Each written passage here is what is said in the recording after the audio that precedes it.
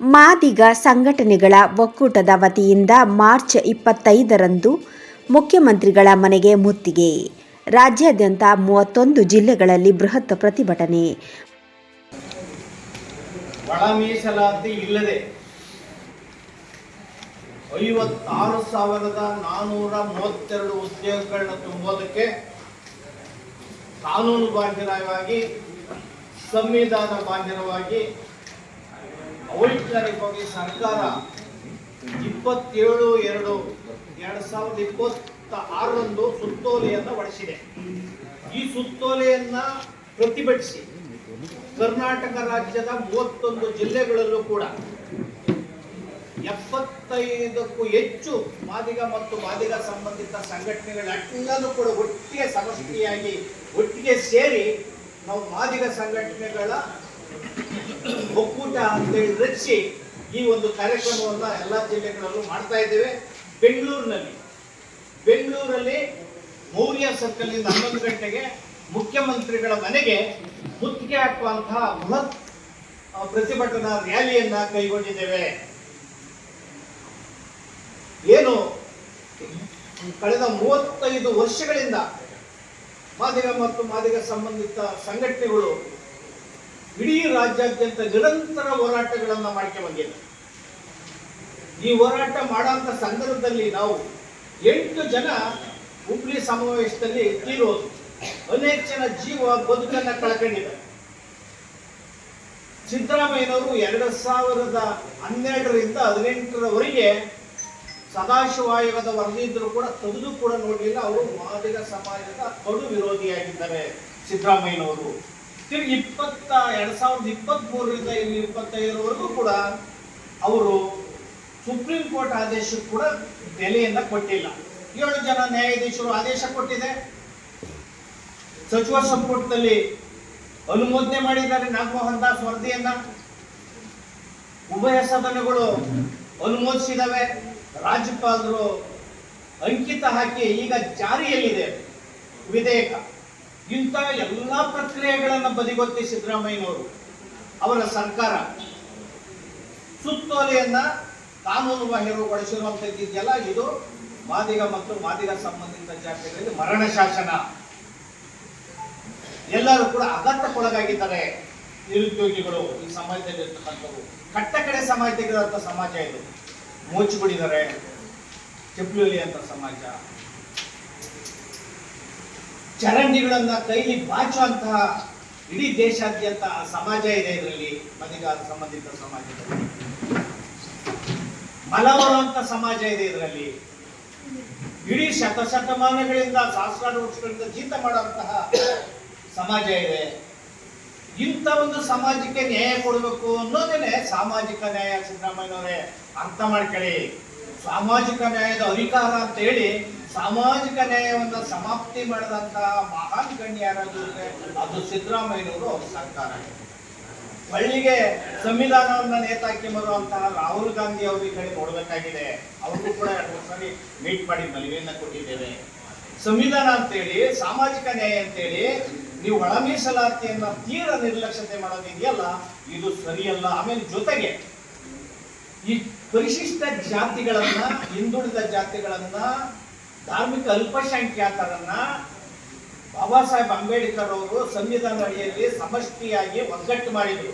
ಸಿದ್ದರಾಮಯ್ಯನವರು ಕಾಂಗ್ರೆಸ್ ಸರ್ಕಾರ ಹೊಡೆದಾಕಿದ್ದು ಚುಮೋರ್ ಮಾಡಿ ಇವತ್ತು ಬಡಿದಾಡಂಗೆ, ಜಗಳ ಮಾಡಂಗೆ ಈ ಸಮಾಜ ತೀರ ಬೀದಿಗಳು ಹೆಂಗ್ ಮಾಡಿದಂತ ಸರ್ಕಾರ ಏನಾದ್ರು ಇದ್ರೆ ಸಿದ್ದರಾಮಯ್ಯನವ್ರ ಸರ್ಕಾರ ಅನ್ನೋದನ್ನ ಈ ಸಂದರ್ಭದಲ್ಲಿ ಹೇಳಕ್ ಇಚ್ಛೆ ಪಡ್ತೀವಿ. ಅಂದ್ರೆ ಒಳ ಮೀಸಲಾತಿಯ ವಿರೋಧಿಗಳು ಯಾರಿದ್ದಾರೆ ಅವರ ಮಾತಿಗೆ ಸಿದ್ದರಾಮಯ್ಯನವರು ಮಣಿದಿದ್ದಾರೆ, ಮತ್ತೆ ಅವರು ಸಿದ್ದರಾಮಯ್ಯರು ನಡೆಸಿದ್ದಾರೆ ಅನ್ನೋ ಮಾತನ್ನು ಈ ಸಂದರ್ಭದಲ್ಲಿ ಹೇಳಕ್ಕೆ ಇಚ್ಛೆ ಪಡ್ತೇವೆ. ಜೊತೆಗೆ ಸಿದ್ದರಾಮಯ್ಯನವರು 5ನೇ ತಾರೀಕು ಸಚಿವ ಸಂಪುಟ ಕರೆದಿದ್ರು. ತಮಗೆ ಗೊತ್ತಿದ್ದಂಗೆ ಒಳ ಮೀಸಲಾತಿ ಬಗ್ಗೆ 12ಕ್ಕೆ ಮುಂದೂಡಿದ್ರು. ಈಗ 27ಕ್ಕೆ ಮುಂದೂಡಿದ್ದಾರೆ. ಇದರ ಹಿಂದಿನ ಗುಟ್ಟು, ಇದ್ರ ಹಿಂದಿನ ರಹಸ್ಯ ಏನಂದ್ರೆ, ಈ ಸಮಾಜಗಳು ಮುಂದೂಡಿದಷ್ಟು ಕೂಡ, ಆಮೇಲೆ ವಿಳಂಬ ಧೋರಣೆಯನ್ನ ಅನುಸರಿಸಿದಷ್ಟು ಕೂಡ ಈ ಸಮಾಜಗಳು ಬಡದಾಡಲಿ ಅನ್ನೋ ಒಂದು ಒಳಮನಸ್ಸು, ಒಂದು ಅವರ ಮನಸ್ಸಿನ ಆಳದಲ್ಲಿ ಪಾತಕಿ ಗುಣ ಇದೆ. ಏನು ಮೀಸಲಾತಿ ವಿರೋಧಿಗಳು ನೀವು ಏನು ಹೋರಾಟವನ್ನು ಮಾಡಕ್ ಹೊರಟಿದ್ದೀರಿ, ನೀವು ಸಂವಿಧಾನದ ವಿರೋಧಿಗಳು, ಬಾಬಾ ಸಾಹೇಬ್ ಅಂಬೇಡ್ಕರ್ ಚಿಂತನೆ ವಿರೋಧಿಗಳು ಅನ್ನೋ ಸಂದರ್ಭವನ್ನ ಈ ಸಂದರ್ಭದಲ್ಲಿ ಹೇಳಕ್ ಇಚ್ಛೆ ಪಡ್ತೀನಿ. ಜೊತೆಗೆ ನಮ್ಮ ಸಮಾಜದ ಅತ್ಯಂತ ಮಹಾಗಣ್ಯರು, ಪರಿಶಿಷ್ಟ ಜಾತಿ ವರ್ಗಗಳ ಎಲ್ಲ ಮಹಾಗಣ್ಯರಾದಂತಹ, ರಾಜಕೀಯ ಮುತ್ಸದ್ದಿಯಾದಂತಹ, ಕೇಂದ್ರ ಕಾಂಗ್ರೆಸ್ನ ಅಧ್ಯಕ್ಷರಾದಂತಹ ಸನ್ಮಾನ್ಯ ಶ್ರೀ ಮಲ್ಲಿಕಾರ್ಜುನ ಖರ್ಗೆ ಸಾಹೇಬರು ಮಧ್ಯಪ್ರವೇಶಿಸಬೇಕಾಗಿದೆ. ಅತ್ಯಂತ ದೊಡ್ಡತನವನ್ನ ನೀವು ಪ್ರದರ್ಶನ ಮಾಡಿ ಅವ್ರ ಮೇಲೆ ಇವ್ರ ಮೇಲೆ ನಾವು ಹೇಳಿ ನೋಡಿ. ಈಗ ನಮ್ಮಲ್ಲಿ ಮನವಿ ಮಾಡೋದಂತಂದ್ರೆ ಬೆಂಗಳೂರಲ್ಲಿ 24ನೇ ತಾರೀಕು ನಾಳೆ ಹೋಗಿ ಕೊರ್ಮ ಪಕ್ಷ ಲಮಾಣಿ ಜನ 1 ಲಕ್ಷ ಜನ ಸೇರ್ತೀವಿ ಅಂತ ಹೇಳಿ ಅನ್ವೇಷಣಾತಿ ಬಿಡಬೇಡಿ, ಹಳೆ ಪದ್ಧತಿ ಮುಂದುವರಿಸಿ ಅಂತ ಸಮಾವೇಶ ಮಾಡ್ತಾ ಇದ್ದಾರೆ. ಮಾಡ್ಲಿ, ಸಂವಿಧಾನದ ಹಕ್ಕು. ಅದೇ 25ನೇ ತಾರೀಕು ವಲಯ ಮತ್ತು ವಲಯ ಸಮಾಜದವರು 25ನೇ ತಾರೀಕು ಅದೇ ಫ್ರೀಡಂ ಪಾರ್ಕ್ ಅಲ್ಲಿ ಅವ್ರು 1 ಲಕ್ಷ ಜನ ಸೇರ್ತೀವಿ ಅಂತ ಹೇಳಿ ಬಿಡಬೇಡಿ, ವರ್ಗೀಕರಣ ಮಾಡಬೇಡಿ ಅಂತ ಹೇಳಿ ಅವ್ರು ಮಾಡ್ತಾ ಇದ್ದಾರೆ. ಇದು ನೀವು ಮಾಡಿ ಸಂವಿಧಾನದ ಹಕ್ಕು. ಆದ್ರೆ ಮಾದಿಗ ಸಂಬಂಧಿತ ಜಾತಿಗಳು ಕೂಡ 12ನೇ ತಾರೀಕು 1 ಲಕ್ಷ ಜನ ಸೇರಿ ನಾವು ಫ್ರೀಡಂ ಪಾರ್ಕ್ ಅಲ್ಲಿ ಹೋರಾಟ ಮಾಡಿದ್ದೇವೆ. ನಾವು 25ನೇ ತಾರೀಕು ಮಾಡ್ತೀವಿ ಅಂದ ತಕ್ಷಣನೇ ನೀವು ಇನ್ನೊಂದು ಸಮಾಜವನ್ನ ಅಲ್ಲಿ ಎತ್ಕಟ್ಟಿ ನಾವು ಮಾಡೋಂಥ ಸಂದರ್ಭದಲ್ಲಿ 25ನೇ ತಾರೀಕು ಮಾಡೋಂಥ ಸಮಾಜದಲ್ಲೇ ನಮಗೆ ನೀವುಗಳೇ ಹೋಮ್ ಮಿನಿಸ್ಟರ್ ಆಗಿ ನಮ್ಮ ಪರ್ಮಿಷನ್ ಅನ್ನ ನಿರಾಕರಣೆ ಮಾಡಿ ನೀವು ನಮ್ಮ ಪೊಲೀಸ್ನವ್ರ ಮೂಲಕ ಅನೇಕ ಕಿರುಕುಳನ್ನ ಕೊಡ್ತಾ ಇದ್ದೀರಿ. 25ನೇ ತಾರೀಕು ಏನಾದರೂ ಕೂಡ ಬೆಂಗಳೂರಲ್ಲಿ ಬೃಹತ್ ಪ್ರತಿಭಟನಾ ಸಂದರ್ಭದಲ್ಲಿ, ಮುಖ್ಯಮಂತ್ರಿ ಮನೆಗೆ ಮುತ್ಯಾಕ ಸಂದರ್ಭದಲ್ಲಿ, ರ್ಯಾಲಿ ಮಾಡೋ ಸಂದರ್ಭದಲ್ಲಿ ಪೊಲೀಸ್ನವ್ರು ಏನಾದ್ರು ಅಹಿತಕರ ಘಟನೆ ನಡೆಸಿದ್ರೆ, ಪೊಲೀಸ್ನವ್ರು ಬಂಧಿಸೋದು ಈ ತರದ್ದೇನ ಮಾಡಿದ್ರೆ ನಿಮ್ಗೆ ನಿರಂತರ ಬುದ್ಧಿಯನ್ನು ಇಡೀ ರಾಜ್ಯಾದ್ಯಂತ ನಾವು ಕಲಿಸ್ತೇವೆ. ದಾವಣಗೆರೆಯಲ್ಲಿ ಬಾಗಲಕೋಟೆಯಲ್ಲಿ ಉಪಚುನಾವಣೆ ಹೆಂಗೆ ಗೆದ್ದಿದ್ದೀರಿ ಅನ್ನೋದನ್ನ ಚಾಲೆಂಜ್ ಆಗಿ ಮಾದಿಗ ಸಮಾಜದ ಎಲ್ಲ ಸಂಘಟನೆಗಳು, ಎಲ್ಲ ಸ್ವಾಭಿಮಾನಿಗಳು ತೀರ್ಮಾನವನ್ನ ಕೈಗೊಳ್ತೇವೆ. ಜೊತೆಗೆ 27ನೇ ತಾರೀಕು ಸಚಿವ ಸಂಪುಟ ಏನ್ ಕರೆದಿದ್ದೀರಿ, ವಿಶೇಷ ಸಚಿವ ಸಂಪುಟ ಏನ್ ಕರೆದಿದ್ದೀರಿ, ಅವತ್ತು ಒಳ ಮೀಸಲಾತಿಯನ್ನ ನೀವು ಉದ್ಯೋಗದಲ್ಲಿ ಹುದ್ದೆಗಳ ನೇಮಕಾತಿನಲ್ಲಿ ಅಳವಡಿಸಬೇಕು. ಏನಾದ್ರೂ ಕೂಡ ಅಳವಡಿಸ್ತಾ ಹೋದ್ರೆ ರಾಜ್ಯದಲ್ಲಿ ದೊಡ್ಡ ಉಗ್ರ ಹೋರಾಟ ಆಗ್ತದೆ. ಕಾಂಗ್ರೆಸ್ ಅನ್ನ ಈ ರಾಜ್ಯದಲ್ಲಿ ಅಲ್ಲ, ದೇಶದಲ್ಲಿ ಈ ಸಮಾಜ ಇದೆ, ದೇಶದಲ್ಲಿ ಕಾಂಗ್ರೆಸ್ ದೇಶವನ್ನಾಗಿ ಮಾಡ್ತದೆ. ಹಿಂದೆ ನೀವು 2018ರಲ್ಲಿ ಕಣ್ಣೀರು ಹಾಕಿದ್ರಿ, ಸಿದ್ದರಾಮಯ್ಯ ಒಳ ಮೀಸಲಾತಿಗೋಸ್ಕರ ನಾವು ಸೋತು ಅಂತ. ಅಲ್ಲ ಸ್ವಾಮಿ, ನೀವು ದಾವಣಗೆರೆಯಲ್ಲಿ, ಚಿತ್ರದುರ್ಗದಲ್ಲಿ ಸಮಾವೇಶ ಮಾಡಿದಾಗ ನೀವು ಮೊದಲನೇ ಕ್ಯಾಬಿನೆಟ್ ಅಲ್ಲೇನೆ ನಾವು ಒಳ ಮೀಸಲಾತಿ ಜಾರಿ ಮಾಡ್ತೇವೆ, ಮೊದಲನೇ ಸದನದಲ್ಲಿ ಜಾರಿ ಮಾಡ್ತೇವೆ ಅಂತ ಹೇಳಿ ಪ್ರಣಾಳಿಕೆ ಎಲ್ಲ ಹಾಕೊಂಡು ಮೋಸ ಮಾಡಿದ್ದೀರಿ. ಇನ್ನೆಷ್ಟು ವಂಚನೆ ಮಾಡ್ತೀರಿ ನೀವು. ಆದ್ದರಿಂದ 27ನೇ ತಾರೀಕು ಮುಂದೂಡೋದಾಗ್ಲಿ, ಚುನಾವಣೆ ಕೋಡ್ ಆಫ್ ಕಂಡಕ್ಟ್ ಅಂತ ಹೇಳೋದಾಗ್ಲಿ, ಮತ್ತೆ ಸಬ್ ಕ್ಯಾಬಿನೆಟ್ ಮಾಡೋದಾಗ್ಲಿ, ಮತ್ತೆ ರೋಸ್ಟರ್ ಪದ್ಧತಿಯನ್ನ ಮಾಡಲ್ಲ ಅಂತ ಹೇಳೋದಾಗ್ಲಿ, ಹಿಂದೂಗಳನ್ನು ಗುರುತಿಸೋದಾಗ್ಲಿ, ಈ ತರದ ಏನಾದ್ರೂ ಸೊಬು ಹೇಳಿದ್ರೆ ಈ ಸಮಾಜ ಎಚ್ಚೆತ್ಕೊಂಡಿದೆ.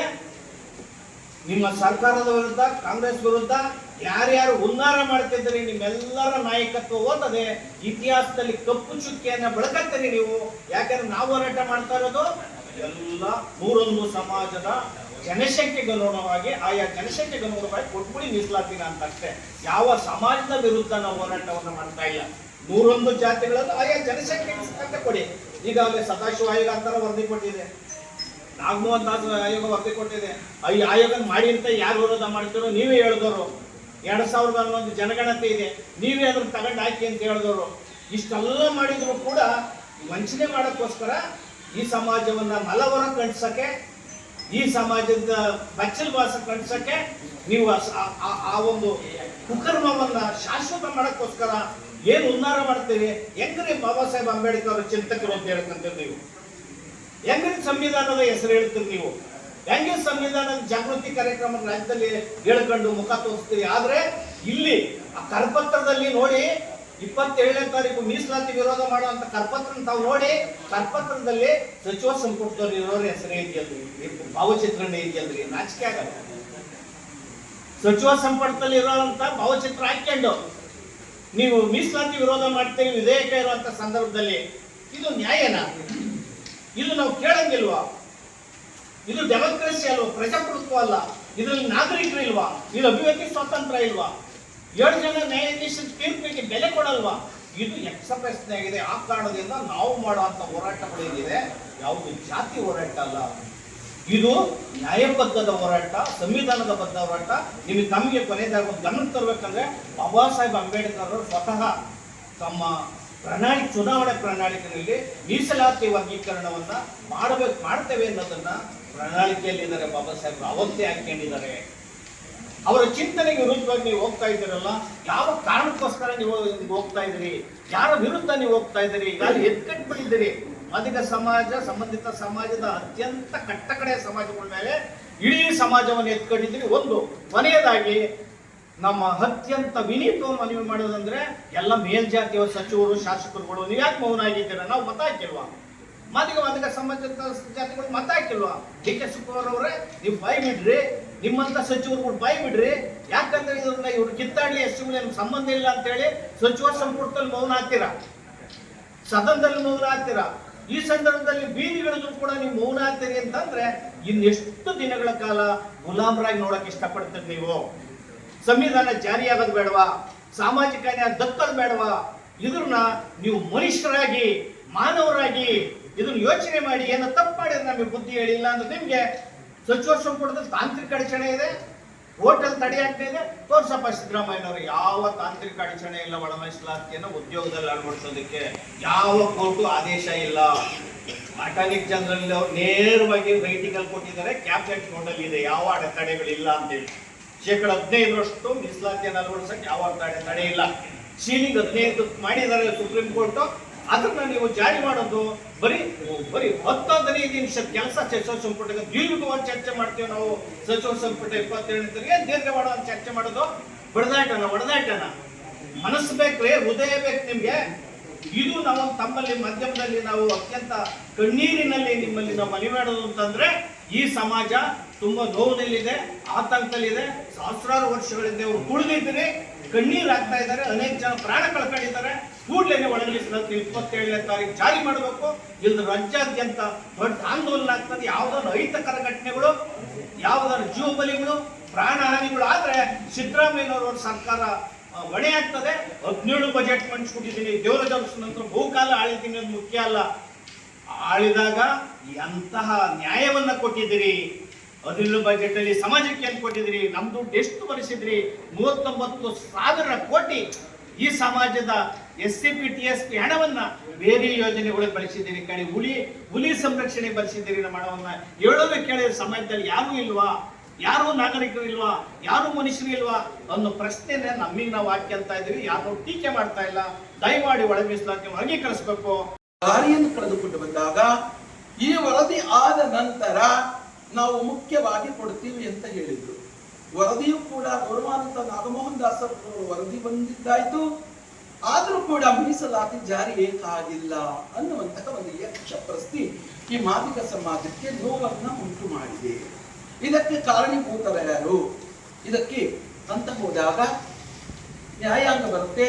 ನ್ಯಾಯಾಂಗದ ಕೂಡ ಮೊರೆ ಹೋದಂತಹ ಸಂದರ್ಭದಲ್ಲಿ ಸುಪ್ರೀಂ ಕೋರ್ಟ್ ಆದೇಶ ಕೊಟ್ಟಿದೆ. ಆಯಾಯ ಕಾಲಾನುಸಾರದಂತೆ ಆ ರಾಜ್ಯದವರು ಪರೀಕ್ಷೆ ಮಾಡಿ ನ್ಯಾಯಯುತವಾಗಿರ್ತಕ್ಕಂತಹ ಸಂವಿಧಾನದ ಶಿಸ್ತಿನ ಜಾಗರೂಕತೆಯಿಂದ ಇದಕ್ಕೆ ನೀವು ತೀರ್ಪು ಕೊಡಿ ಎನ್ನುವಂಥದ್ದು ತೀರ್ಪು ಕೊಟ್ಟಿದ್ದಾಯ್ತವರು. ಆದರೆ ರಾಜ್ಯ ಸರ್ಕಾರದ ಈಗಿನ ಸರ್ಕಾರ ಏನಿದೆಯೋ ಆ ಸರ್ಕಾರವೂ ಕೂಡ ಸರ್ಕಾರದ ಹಣದಿಂದ ಈ ಜಾರಿಯನ್ನು ವರದಿ ಮಾಡಿ ಎಂಬತಕ್ಕಂಥದ್ದನ್ನ ಸೂಚನಾ ಫಲಕದಲ್ಲಿ ಕೊಟ್ಟು ಹಣವನ್ನು ಖರ್ಚು ಮಾಡಿಸಿ ಜಾರಿ ನಾಗಮೋಹನ್ ದಾಸ್ ಅವರು ಕೂಡ ಎಲ್ಲ ಒಂದು ಸಮೀಕ್ಷೆ ನಡೆದಿದ್ರು ಕೂಡ ಏನಕ್ಕೆ ಜಾರಿ ಮಾಡಲಿಲ್ಲ ಅನ್ನುವಂಥದ್ದು ಒಂದು ಯಕ್ಷ ಪ್ರಶ್ನೆಯಾಗಿದೆ.